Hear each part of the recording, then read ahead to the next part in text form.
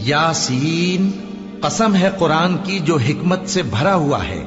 ए मोहम्मद सल्लल्लाहु अलैहि वालैहि वसल्लम, बेशक तुम पैगंबरों में से हो, सीधे रास्ते पर हो।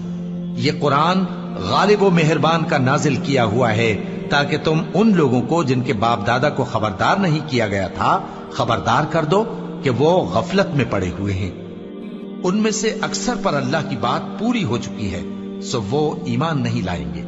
हमने उनकी गर्दनों में तौक डाल रखे हैं और वो ठोड़ियों तक फंसे हुए हैं, तो उनकी गर्दनें अकड़ी हुई हैं, और हमने उनके आगे भी दीवार बना दी और उनके पीछे भी, फिर उन पर पर्दा डाल दिया तो ये देख नहीं सकते। और तुम इनको खबरदार करो या ना करो, इनके लिए बराबर है, ये ईमान नहीं लाएंगे।